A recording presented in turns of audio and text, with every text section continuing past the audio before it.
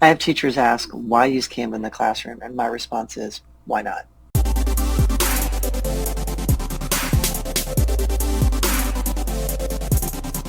Hey, it's Jen with another Tech Tips 411 quick tip. This is an ongoing series on features and tips for using Canva. So if you haven't checked out some of the other videos, be sure to check those out. I'll link them in the description.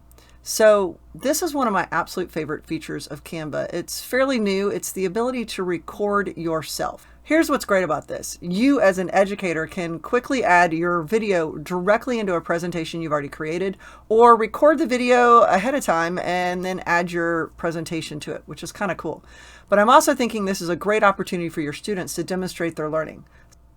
So the first thing you're going to want to do is you're going to want to select Create a Design in Canva, and you're going to select Educational Video. And it's going to give you some options, so you can start with a template if you want.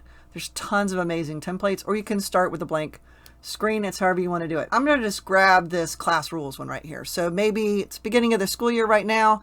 You want to use this. So I'm going to apply all 7 pages. But to make this more personal, you can add your video in here, or if your students were creating a presentation, they can record their video as well.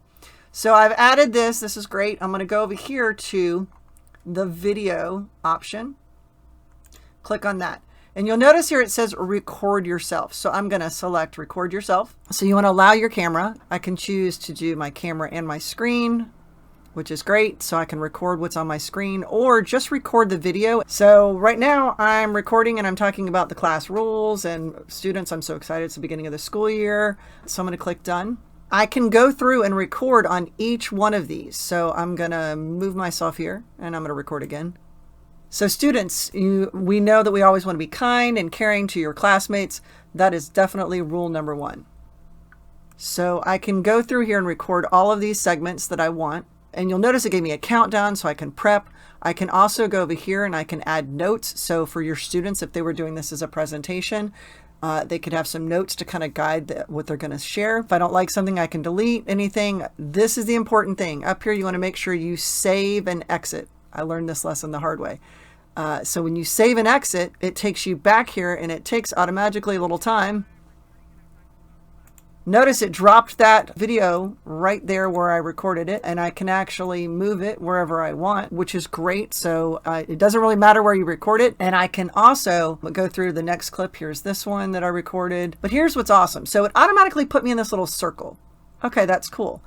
But I want to go here and jazz this up a little bit. So I'm going to right click on this and I'm going to detach the video, and it actually gives you a full video file here, and it's just been put in a frame. So I'm going to delete that frame out and I'm going to go over here to elements. I'm going to type in frames, and I could choose to get another one. So maybe I want this to actually be, I'm on a computer screen, and automatically there it is. I can resize it and place it there. A student can get really creative to set the context of what they're talking about by using the frame feature.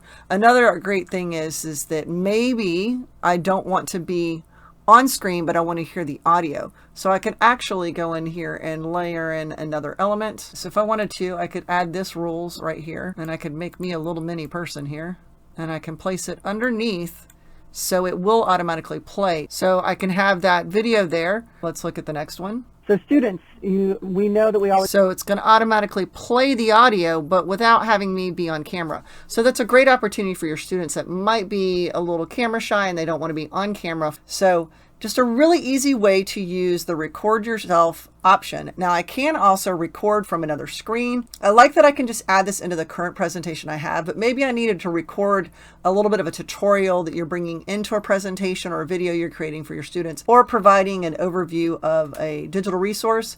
You can record the screen and then bring it in here. Let me know, what do you think? Did you get any ideas of how you might want to use this for tutorials for your students or a project for your students in the classroom? I'd love to know. So drop the feedback in the comments if you have any ideas. I'd love to know what they are. Thank you so much for watching.